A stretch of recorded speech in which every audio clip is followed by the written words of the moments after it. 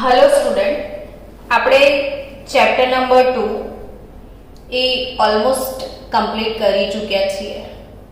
હવે chapter number 2 માં બહુ જ થોડી થિયરી વધી છે, જે નીટ લેવલે તમને બહુ જ કામની થિયરી છે. એ થિયરી છે શ્રોડિંજરનો તરંગ સમીકરણ. તો આજે આપણે ટોપિક કવર કરી લઈએ શ્રોડિંજર તરંગ સમીકરણ. તો શ્રોડિંજર તરંગ સમીકરણ શેના માટે છે એવો ક્વેશ્ચન તમને પહેલા થઈ જાય. તો એ શ્રોડિંજર તરંગ સમીકરણની વાત કરીએ કે આપણે અત્યાર સુધી ભણ્યા કે ઇલેક્ટ્રોનની ઊર્જા શોધવાનું સૂત્ર શું હતું.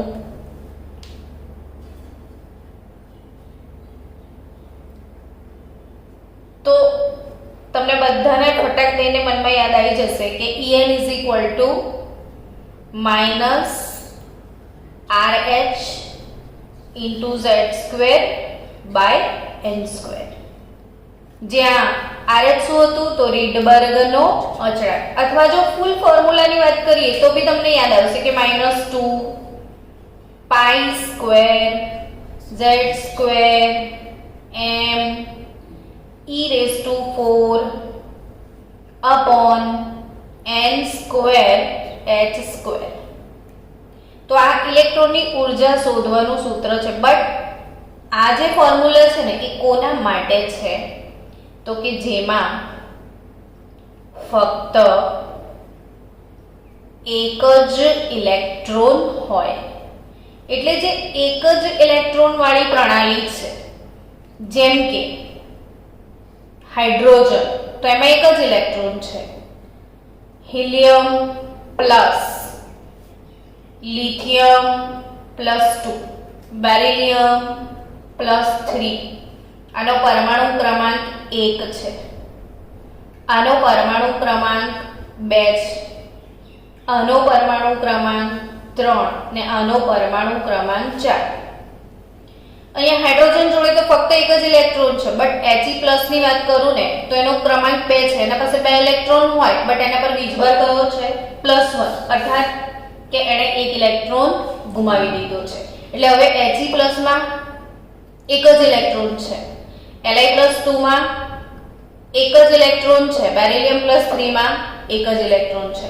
એટલે આ જે થિયરી છે એ કોના માટે છે બાળકો? ફક્ત એક જ ઇલેક્ટ્રોન ધરાવતી પ્રણાલી માટે. હવે તમને મનમાં પ્રશ્ન થાય કે એક કરતા વધારે ઇલેક્ટ્રોન હોય ને મેડમ તો શું કરવાનું? તો કે જ્યારે એક કરતા વધુ ઇલેક્ટ્રોન ધરાવતી સિસ્ટમ હોય, તો એક કરતા વધુ ઇલેક્ટ્રોન ધરાવતી પ્રણાલી માટે ઇલેક્ટ્રોનની ઊર્જા શોધવાનું સૂત્ર છે શ્રોડિંજર તરંગ સમીકરણ. નામ પરથી તો ખબર પડી જ ગઈ હશે ને કોણે આપ્યું છે? શ્રોડિંજરે. શ્રોડિંજર તરંગ સમીકરણ એવું લખીએ એટલે ખ્યાલ તો આવી જ જાય કે કોણે આપ્યું હશે? શ્રોડિંજરે. હવે આ તરંગ સમીકરણ કઈ રીતે ઉદ્ભવ્યું એની જરા ચર્ચા કરી લઈએ. કે એક્ચ્યુઅલી આપણે આ પ્રકરણની અંદર સૌથી પહેલા સફર ચાલુ કર્યો હતો થોમ્સન અંકલના પરમાણુ મોડેલથી. કે સૌથી પહેલો પરમાણુ મોડેલ કોણે રજૂ કર્યો? તો શું વિચાર આવે તમને? થોમ્સને. કઈ સાલમાં? 1898 માં. 1897 માં ઇલેક્ટ્રોનની શોધ કરી. એના પછી તરત જ 1898 માં થોમ્સનનું પરમાણુ મોડેલ રજૂ થયું. અને એ પરમાણુ મોડેલ કયા નામથી ઓળખાય છે યાદ છે ને તમને? શું નામ હતું એનું? વોટરમેલન, યા તો પ્લમ પુડિંગ, યા તો રેઝન પુડિંગ. અર્થાત કે જેવી ઇલેક્ટ્રોનની, પ્રોટોનની, ન્યુટ્રોનની શોધ થઈ એવું તરત જ વૈજ્ઞાનિકોને મનમાં ઇમોશન જાગ્યા કે ભાઈ પરમાણુ કેવો હશે, પરમાણુનું બંધારણ શું હશે એ જાણવાની ક્યુરિયોસિટીમાં સૌથી પહેલું મોડેલ રજૂ કરવામાં આવ્યું હતું થોમ્સન મોડેલ. અને એ વોટરમેલન કે પછી પ્લમ પુડિંગ કે રેઝન પુડિંગમાં કોઈને એવી ખબર નથી કે પરમાણુ અંદરથી પોલો છે. પરમાણુ આખો ભરેલો છે તરબૂચની જેમ, બીયાની જેમ ઇલેક્ટ્રોન પ્રોટોન ફસાયેલા છે એવું આપણે થોમ્સન અંકલથી શીખ્યા હતા. બટ એના પછી તરત જ થોમ્સન અંકલની થિયરીને ક્રેક કરવા માટે કઈ થિયરી આવી માર્કેટમાં? યાદ કરો બરાબર. તો રુથરફોર્ડનો પરમાણુ નમૂનો.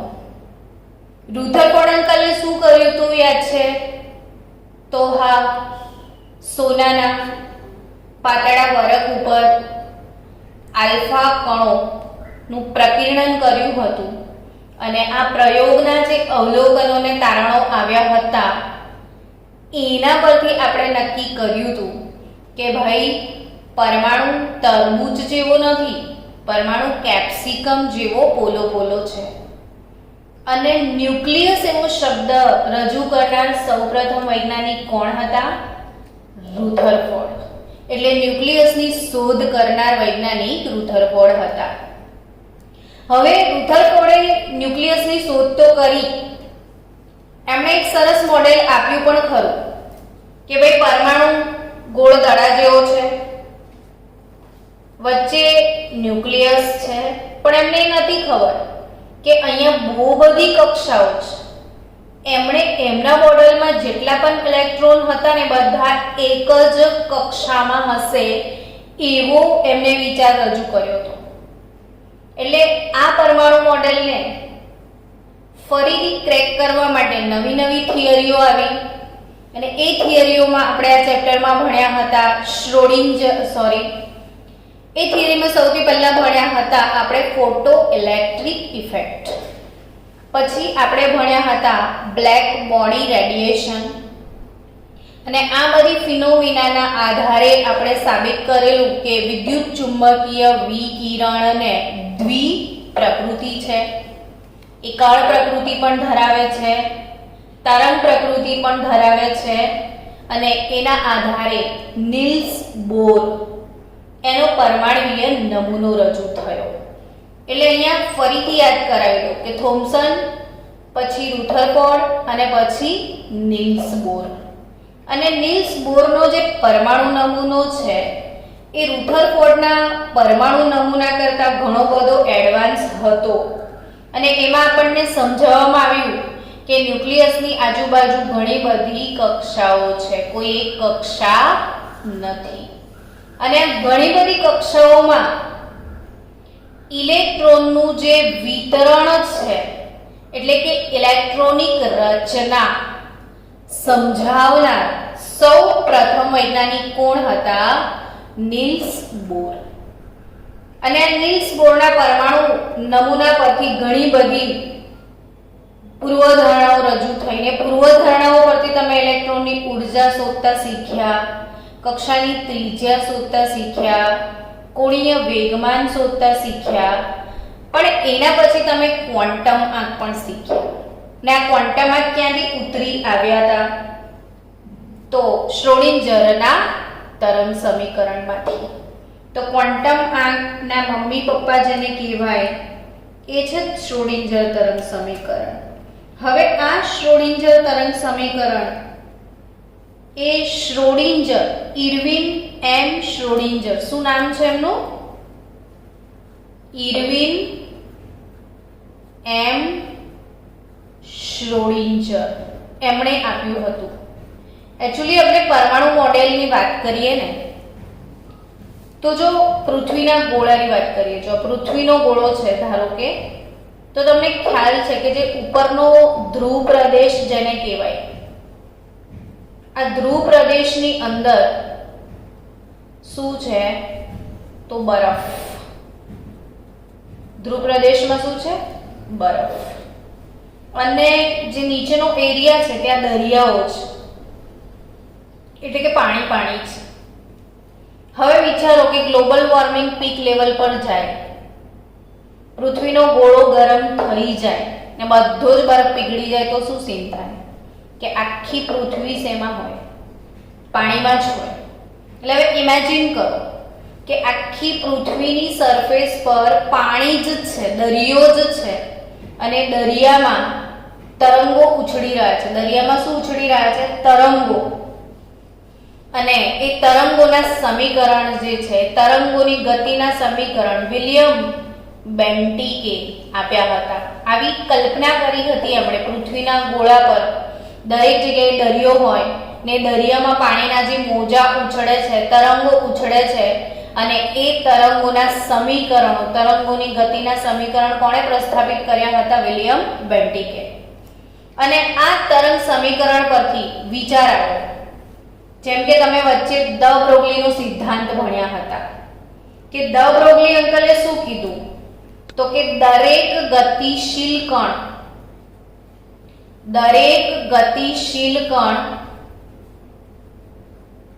તરંગ પ્રકૃતિ ધરાવે છે.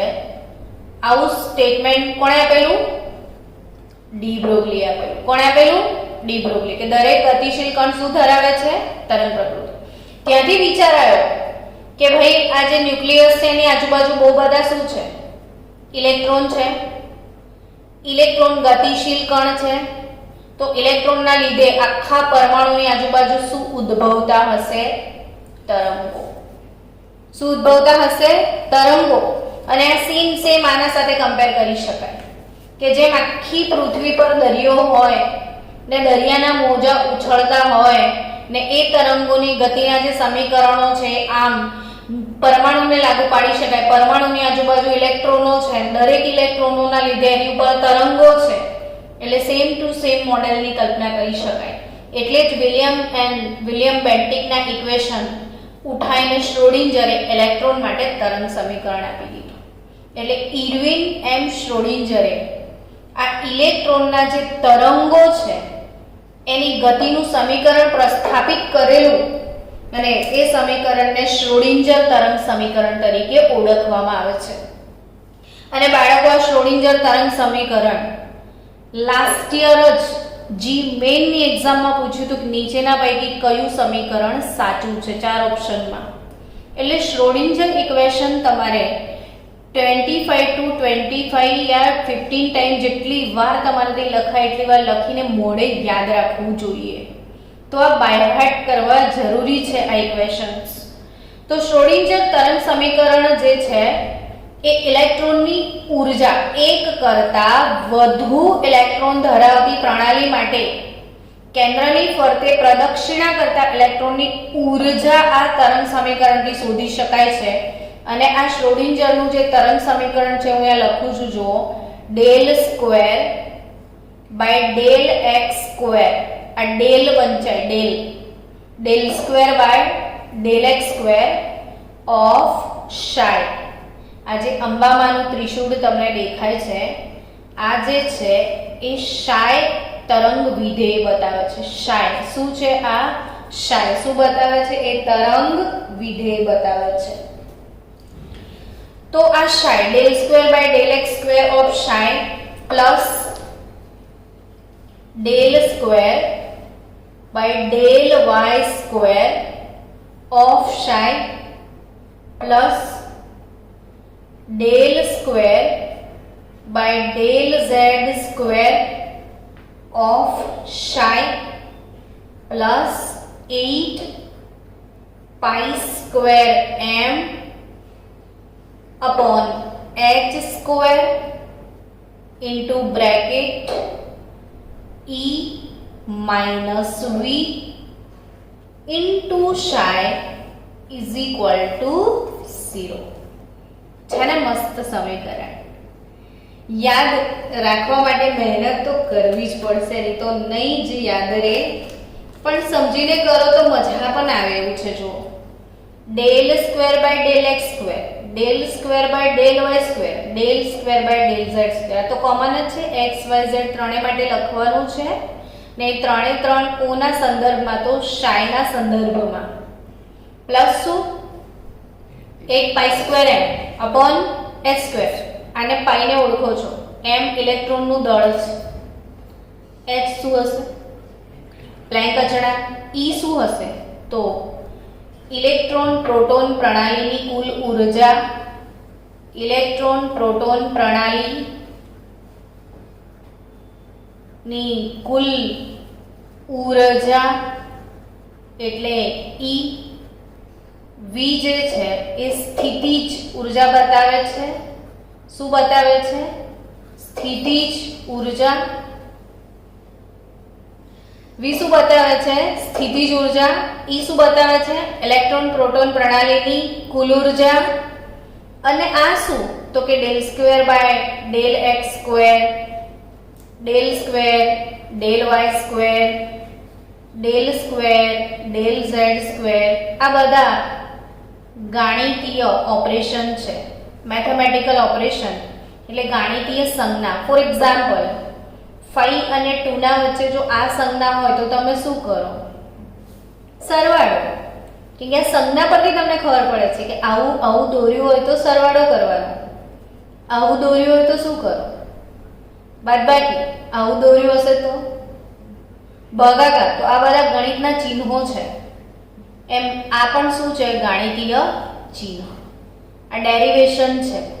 સંકલન અને વિકલન જેમણે મેથ્સ લીધું હશે ને એમને વિકલન મેથેમેટિક્સમાં ભણવામાં આવશે આગળ. તો આ વિકલન છે. તો del square by del x square, del square by del y square, del square by del z square શું છે? ગાણિતીય સંજ્ઞા. V શું છે? સ્થિતિજ ઊર્જા. E શું છે? ઇલેક્ટ્રોન પ્રોટોન પ્રણાલીની કુલ ઊર્જા. ને આ જે આખું સમીકરણ છે કોણે આપ્યું હતું? બોલો, છે કોઈ સાયન્ટિસ્ટ જેણે આપ્યું હતું? શ્રોડિંજર. ઇરવિન એમ શ્રોડિંજર. કોણે આપ્યું હતું? બોલો, ઇરવિન એમ શ્રોડિંજર. યાદ રહેશે? તો શ્રોડિંજર તરંગ સમીકરણ ફરી એકવાર લખીએ એટલે તમારે પ્રેક્ટિસ થઈ જાય. હવે તમે બધા મનમાં મેમોરાઇઝ કરજો. del square by del x square of psi, del square by del z square of psi plus del square by del y લખવાનું હતું અહીંયા del z square of psi plus 8 pi square m upon h square into bracket e minus v into psi is equal to 0. Done? Into bracket e minus v into psi is equal to 0. તો આ Schrodinger તરંગ સમીકરણના terms તમને શીખવાડી દીધા. psi જે છે ને psi શું વંચાય? psi શું કહીશું આને? તરંગ વિધેય છે. શું છે આ? તરંગ વિધેય છે. ને આ તરંગ વિધેય જે છે એ સામાન્ય રીતે શું દર્શાવે છે? પરમાણુ કક્ષક દર્શાવે છે. એ શું દર્શાવે છે? પરમાણુની કક્ષકનું વર્ણન કરે છે. psi એટલે પરમાણુ કક્ષક. ને પરમાણુ કક્ષક એટલે તમને યાદ છે ને કક્ષકની વ્યાખ્યા શું હતી? કે ન્યુક્લિયસની આજુબાજુનો એવો અવકાશીય વિસ્તાર કે જ્યાં ઇલેક્ટ્રોન મળવાની સંભાવના 95% કે તેથી વધારે હોય. શું પરમાણુ કક્ષકની વ્યાખ્યા? ન્યુક્લિયસની આજુબાજુનો એવો અવકાશીય વિસ્તાર કે જ્યાં ઇલેક્ટ્રોન મળવાની સંભાવના 95% કે તેથી વધારે હોય. એ પરમાણુ કક્ષક કોણ બતાવે છે? psi. ને psi શેના પર આધાર રાખે છે? તો જે તરંગ હોય ને સામાન્ય તરંગ એના કંપ વિસ્તાર પર, જેટલા વિસ્તારમાં એનું કંપન થાય એને આપણે શું કહેતા હોય છે? એનો કંપ વિસ્તાર. અને એ સામાન્ય તરંગના કંપ વિસ્તાર સાથે સંકળાયેલું છે. આ પ્રશ્ન આ જે તરંગ સમીકરણ છે ને એ તમારે NCERT ટેક્સ્ટબુકમાં કદાચ હશે કે નહીં પણ હોય. ને કદાચ મે બી હોય તો પણ બહુ વધારે ડિટેલ એક્સપ્લેનેશન નહીં હોય, બટ આપણે એની ડિટેલ એક્સપ્લેનેશનમાં જવું જ પડશે. તો જે વિદ્યાર્થીઓએ બાયોલોજી લીધું હશે એમને નીટ પર્પઝ માટે આ ટોપિક આખો કરવો પડે. હવે આ જે તરંગ સમીકરણ છે ને એની હજી વધારે ડિટેલ ડિસ્કસ કરીએ ને આપણે, તો આમાં x, y અને z એ શું છે તો કે કાર્ટેશિયન યામ છે. શું છે એ? કાર્ટેશિયન. તમે કાર્ટેશિયન પદ્ધતિમાં જ્યારે ગ્રાફ દોરતા હશો ને ત્યારે x અક્ષ, y અક્ષ ને આવી રીતે હોય. કઈ અક્ષ? z અક્ષ. તો આ x y z એને કાર્ટેશિયન યામ પદ્ધતિ કહેવાય. હવે આપણે કાર્ટેશિયન યામ પદ્ધતિને બદલે આ આખા સમીકરણને ગોલીય યામ પદ્ધતિમાં કન્વર્ટ કરવું છે. કાર્ટેશિયન યામ પદ્ધતિમાંથી શેમાં જતું રહેવું છે તમારે? ગોલીય યામ પદ્ધતિમાં. તો ગોલીય યામ પદ્ધતિમાં જવાની શું જરૂર પડી આટલા મસ્ત સમીકરણને? તો કે પરમાણુનો આકાર કેવો? લંબચોરસ, ચોરસ, ગોળ દડા જેવો? હા, તો પછી ગોળ દડા જેવો આકાર છે તો આપણે કઈ પદ્ધતિ બેટર રહેશે અહીંયા? ગોલીય યામ પદ્ધતિ. તો ગોલીય યામ પદ્ધતિમાં છે ને xyz ના આવે. આ xyz જે ચલ છે ને એ કઈ યામ પદ્ધતિમાં આવે? કાર્ટેશિયન યામ પદ્ધતિમાં. તો ગોલીય યામ પદ્ધતિમાં શું આવે તો કે નવા ચલ આવશે r θ અને phi. કયા ચલ આવશે બાળકો? r θ અને phi. જો આ કેન્દ્ર છે, દેખાય છે બધાને કેન્દ્ર? આ શું છે? કેન્દ્ર. કેન્દ્રથી દૂર અહીંયા ઇલેક્ટ્રોન છે, બરાબર? કેન્દ્રથી દૂર શું છે? ઇલેક્ટ્રોન. તો કેન્દ્ર અને ઇલેક્ટ્રોન વચ્ચેના અંતરને આખું ગામ શું કહે છે ખબર તમને? ત્રિજ્યા. શું કહે છે એને? ત્રિજ્યા. તો ન્યુક્લિયસ અને ઇલેક્ટ્રોન વચ્ચેનો ડિસ્ટન્સ શું કહેવાય? ત્રિજ્યા. હવે આપણે જો એને અક્ષ દોરી દઈએ કે ભાઈ આને ડાયરેક્શન આપીએ, આ x ડાયરેક્શન છે, આ y ડાયરેક્શન છે ને આ z ડાયરેક્શન છે. ડન. આ કઈ ડાયરેક્શન? x. આ કઈ ડાયરેક્શન? y. આ કઈ ડાયરેક્શન? z. આ શું છે? કેન્દ્ર. આ શું છે? ઇલેક્ટ્રોન. તમને ખબર છે ને ઇલેક્ટ્રોન આમ કેન્દ્રની આસપાસ ગોળાકાર વર્તુળાકાર માર્ગે ફરવાનો છે. તો અંતર છે. હવે સપોઝ ઇલેક્ટ્રોન જે છે એના યામ કયા? તો કે x y z ના સંદર્ભમાં યામ કયા હશે? x y z. તમે ફિઝિક્સમાં ભણી રહ્યા છો આઈ થિંક આ યામ પદ્ધતિ. તો અહીંયા મારે ઇલેક્ટ્રોનનું વર્ણન કરવું છે તો એ x થી આટલે છે, y થી આટલે છે, z થી આટલે છે, એ મને એના x y z યામથી વર્ણન થશે. હવે માની લો ઇલેક્ટ્રોન ફરતો ફરતો ફરતો ફરતો ફરતો ફરતો અહીંયા આવી ગયો છે. ગોળા વર્તુળાકાર માર્ગે ફરે છે ને તો અહીં ઇલેક્ટ્રોન આવી ગયો. હવે એક્ચ્યુઅલી આમાં કેવું છે કે આ જે યામ પદ્ધતિ છે કાર્ટેશિયન યામ પદ્ધતિ, એમાંથી આપણે શેમાં જઈ રહ્યા છીએ? ગોલીય યામ પદ્ધતિમાં. હવે તમને એમ થશે કે મને આટલું બધું સમજમાં નહીં આવી રહ્યું મેડમ, તો ડઝન્ટ મેટર. આના માટે ગણિત વિષયના ઊંડા જ્ઞાનની જરૂર પડે અને આ ગણિત વિષયનું ઊંડું જ્ઞાન તમારી જોડે અત્યારે હોય પણ કે ના પણ હોય તો આપણે એના ડેરિવેશન પર પીએચડી કરવાની જરૂર નથી. બટ હું ડાયરેક્ટ લખી દઉં, તમને એમ થાય કે અહીંથી શું લઈ આવ્યા, એટલે હું થોડું ઘણું તમને અહીંયા એક્સપ્લેન કરીશ કે ભાઈ આપણે x y z કાર્ટેશિયન યામ પદ્ધતિમાંથી શેમાં મૂવ કરવાનો ટ્રાય કરી રહ્યા છીએ? ગોલીય યામ પદ્ધતિમાં. આટલી ખબર પડે તો બી બહુ છે. ને બીજી ખબર એ પાડજો કે અહીંયા જે x y z Cartesian coordinate છે યાને કાર્ટેશિયન યામ છે એને આપણે ગોલીય યામમાં જઈશું ત્યારે એ x y z નહીં હોય, આ r હશે. ને બીજો ચલ શું તો કે અહીંથી y અક્ષ અને ઇલેક્ટ્રોનના સ્થાન વચ્ચે જે અંતર છે, સોરી આને આપણે z અક્ષ કહેવાની છે, આ y અક્ષ છે, આ x, આ z અને આ y. હવે આ જે એંગલ છે z અને r વચ્ચેનો એ એંગલ જે છે એ થીટા ખૂણો, આ ઇલેક્ટ્રોનનું જે સ્થાન છે ને z એક્સિસ વચ્ચેના ખૂણાને શું કહેવાનું છે? થીટા. ઇલેક્ટ્રોન ફરીને જે અહીંયા આવ્યો આનો જે પ્રક્ષેપ છે આ એંગલને આપણે ફાઈ કહી દઈશું. હવે આ ફિગર બી બહુ યાદ નથી રહેતી તોય ચિંતા કરવાની જરૂર નથી. જસ્ટ આઈ એમ એક્સપ્લેનિંગ યુ કે એક્સ વાય ઝેડ ના બદલે અહીંયા કયા ચલ આવવાના છે, આર, થીટા અને ફાઈ.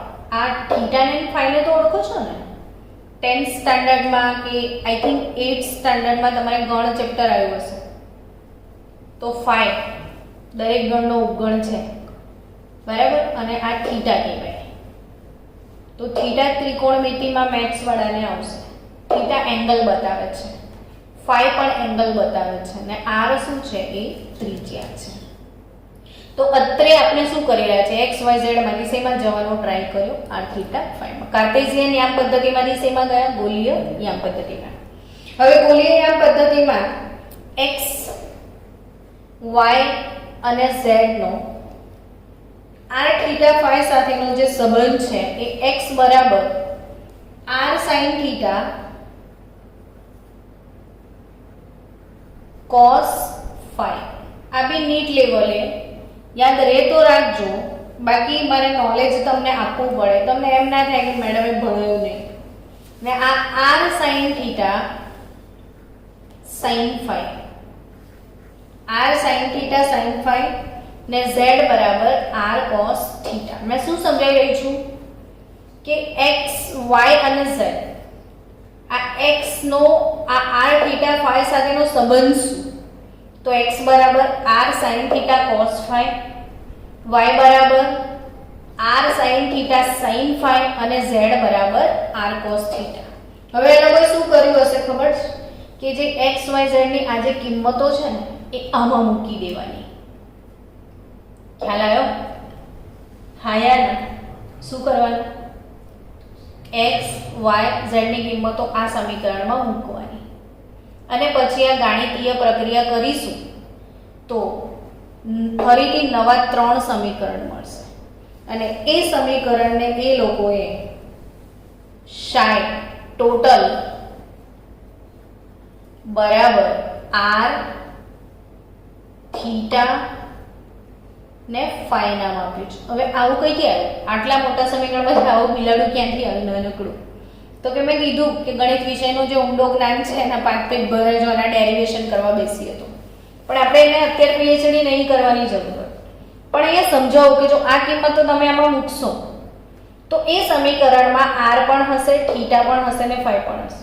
ફોર એક્ઝામ્પલ જો આવું સમીકરણ હોય 2x 3y 5z 5x y 6z બરાબર 0 આવું સમીકરણ હોય તો તમે લોકો શું કરો, તો તમે x વાળા ટર્મ એક બાજુ કરી દો, y વાળા ટર્મ એક બાજુ કરી દો અને z વાળા ટર્મ એક બાજુ કરો કે નહીં.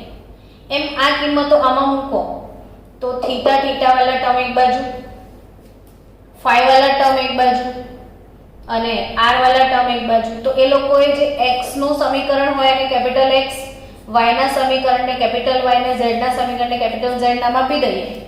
એમ આમાં જે સમીકરણો હતા r વાળાને કેપિટલ r, થીટા વાળાને કેપિટલ થીટા ને ફાઈ વાળાને કેપિટલ ફાઈ નામ આપી દીધું અને નવું સમીકરણ શું મળી ગયું, સાઈ ટોટલ બરાબર r થીટા ફાઈ. હવે આનું શું કર્યું, શું આવું સમીકરણ લઈને આ લોકોએ શું કર્યું, તો કે આપણે શું બોલીએ છીએ કે s કક્ષકનો આકાર કેવો, ગોળ દડા છે. તો એવું ખબર કઈથી પડી, ફોટા પાડ્યા હતા પરમાણુના, એક્સરે લીધો તો, માઇક્રોસ્કોપમાં જોયું હતું તો ના ભાઈ ના, માઇક્રોસ્કોપમાં તો એ દેખાતું નહીં, ફોટા એના આવતા નહીં. ફોટો કોનો પડે, જે દેખાય એનો ફોટો પડે, ના દેખાય એના ફોટા કેમ ના પાડવાના? એવું તો કહેવાય નહીં પરમાણુને ચલ સ્માઈલ પોઝ આપ, કેમ કે એ દેખાતો નથી. તો પછી ખબર કેમ નહીં પડી કે એસ કક્ષક ગોળ દડા જેવી, પી કક્ષક ડંબેલાકાર, ડી કક્ષક ડબલ ડંબેલાકાર. પાછી બીજી કેવી ખબર પડી, જે વસ્તુ દેખાતી નહીં એમાં એ ખબર પડી કે એસ ને પેટા પ્રકાર નથી, પી ને 3 પેટા પ્રકાર, ડી ને 5 પેટા પ્રકાર. આવી બધી ખબર ક્યાંથી પડી? તો આ બધી ખબર છે ને આના પરથી જ પડી, શ્રોડિંજરના તરંગ સમીકરણ પરથી. એટલે એ લોકોએ શું કર્યું, હવે શ્રોડિંજરના તરંગ સમીકરણમાં કે ભાઈ તમને ખ્યાલ છે ક્વોન્ટમમાં n બરાબર 1 ને l બરાબર 0 લો તમે, તો આ કઈ કક્ષક થાય કહેશો મને? 1s. n1 અને l0 તો કઈ કક્ષક થાય? 1s. અને એમણે આ જે શ્રોડિંજરનો તરંગ સમીકરણ છે એમાં n બરાબર 1 ને l બરાબર 0 ની કિંમત મૂકી જોઈએ. આ જે પણ સમીકરણ લાયા હતા એમાં કોની કિંમત મૂકી? n બરાબર 1 ને l બરાબર 0 ની. તો એના માટે અમને એક જ ઉકેલ મળ્યો. ફક્ત કેટલો ઉકેલ મળે આ સમીકરણનો? ફક્ત એક જ ઉકેલ મળ્યો. ફક્ત એક જ ઉકેલ મળ્યો. અને એના પરથી ખબર પડી કે s કક્ષકને એક જ પેટા પ્રકાર છે, બીજો કોઈ પેટા પ્રકાર નથી. ખ્યાલ આવ્યો? અને એ ઉકેલ એટલો અઘરો છે, તમારે યાદ રાખવાનો છે. આ નીટમાં ખાસી બધી વાર પૂછાયેલો પ્રશ્ન છે કે n બરાબર 1 ને l બરાબર 0 માટે આ સમીકરણનો જે ઉકેલ લાયા હતા, એક જ ઉકેલ, એ ઉકેલ કયો હતો? તો 1/√π 1/a0 raised to 3/2 અને e⁻r/a0. આ ઉકેલ મળેલો છે બાળકો. આ n બરાબર 1 અને અને l બરાબર 0 યાને 1s માટે જે કિંમતો મૂકી એમાં આ ઉકેલ મળેલો.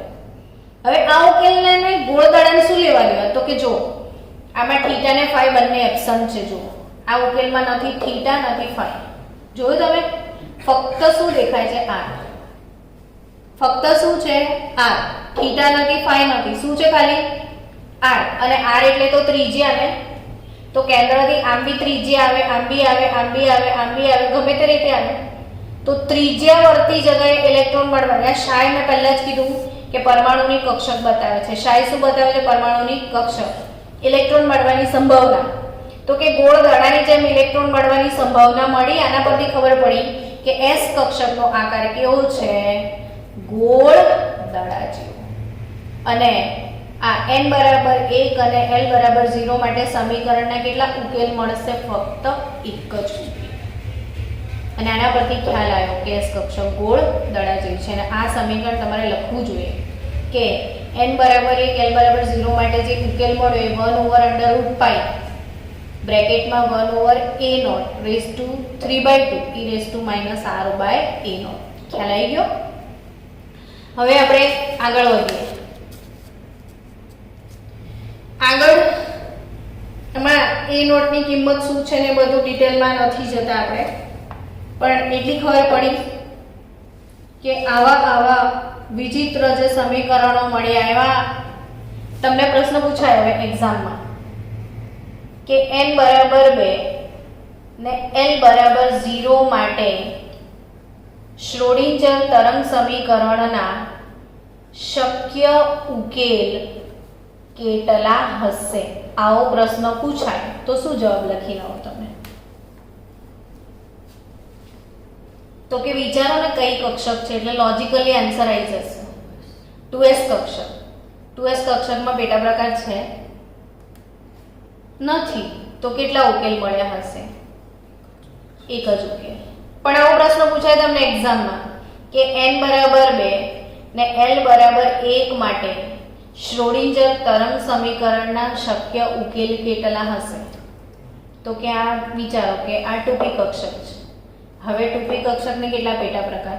3. px py ને pz. તો એના શક્ય ઉકેલ કેટલા હશે? 3.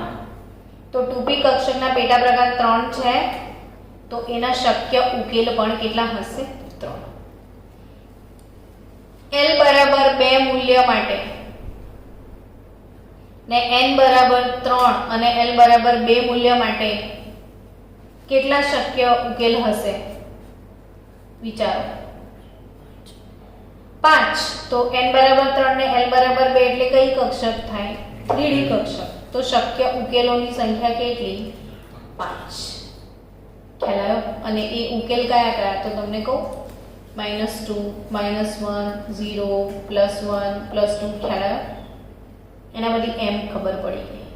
એટલે આ જે n l m જે છે ને એના મમ્મી પપ્પાનું નામ શ્રોડિંજર તરંગ સમીકરણ જ છે. ને કક્ષકોના જે પ્રકાર છે, પેટા પ્રકાર છે, એમના આકાર છે, આ બધું કોને વળી ખબર પડી? શ્રોડિંજરના તરંગ સમીકરણ પરથી. હવે આપણે શ્રોડિંજર તરંગ સમીકરણ માટે વધારે ડિટેલમાં હમણાં સુધી પૂછાયેલા નીટના જે પ્રશ્નો છે ને એની પણ ડિસ્કસ કરી લઈએ કે નીટમાં બીજા કેવા કેવા પ્રશ્નો આના આધારિત પૂછાય છે.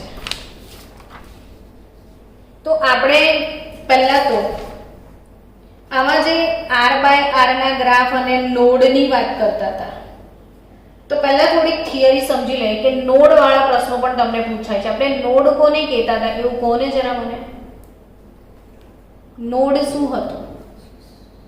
તો કે નોડ એટલે એવો અવકાશીય વિસ્તાર કે જ્યાં ઇલેક્ટ્રોન મળવાની સંભાવના શૂન્ય હોય. નોડ એટલે શું? જ્યાં ઇલેક્ટ્રોન મળવાની સંભાવના શૂન્ય હોય એને શું કહેવાય? નોડ. તો આ જે નોડ કેવી કેવી જાતના પૂછાશે પરીક્ષામાં એ યાદ રાખજો કે ગોલીય નોડ અને કોણીય નોડ. ગોલીય નોડ અને કોણીય નોડ. ગોલીય નોડ એટલે રેડિયલ નોડ. ગોલીય નોડ એટલે કયા બાળકો? Radial node. અને કોણીય નોડ એટલે એન્ગ્યુલર નોડ. તો રેડિયલ નોડ અને એન્ગ્યુલર નોડ અથવા ગોલીય નોડ અને કોણીય નોડ એટલે ખાસ યાદ રાખજો કે અહીંયા તમને નોડની સંખ્યા કોણીય નોડ પૂછે તો n ને ગોલીય નોડ પૂછે તો n-l-1 અને કુલ નોડ પૂછે, કુલ નોડ તો બંનેનો સરવાળો. તો LL જતા રહેશે તો n-1 થશે. કુલ નોડ કેટલા થશે? n-1. એટલે ગોલીય નોડ કોને કહેવાય? તો કે n-l-1. તમને એવો પ્રશ્ન પૂછાય પરીક્ષામાં કે 4pz કક્ષક માટે ગોલીય નોડ કેટલા? તો n-l-1 જેટલા. હવે n-l-1 શું હોય? તો કે આનો n 4 છે ને l શું છે? 1. p કક્ષક માટે l ની વેલ્યુ 1 આવે. હવે n-l-1 શું થાય? તો કે 4 - 1 - 1 2 આવે. તો આના ગોલીય નોડ પૂછે તો કેટલા? 2. એન્ગ્યુલર નોડ પૂછે તો ખાલી 1 જ આવશે. કુલ નોડ પૂછે તો 2 + 1 3 થઈ જશે. તો આ નોડ માટે આ અગત્યની વાત છે નીટ લેવલે. ગોલીય નોડ n-l-1 અને કોણીય નોડ l. તો આજે શું થિયરી ભણ્યા એવું કહો તમે મને? શ્રોડિંજરનું તરંગ સમીકરણ. યાદ રહ્યું? વિડિયો રિવાઇઝ કરજો વારંવાર તો આવડી જશે. આપણે આના પછીના વિડિયોમાં નોડ, ગ્રાફ અને શ્રોડિંજરના તરંગ સમીકરણમાંથી કયા કયા પ્રશ્નો પૂછાઈ શકે છે તે ભણીશું.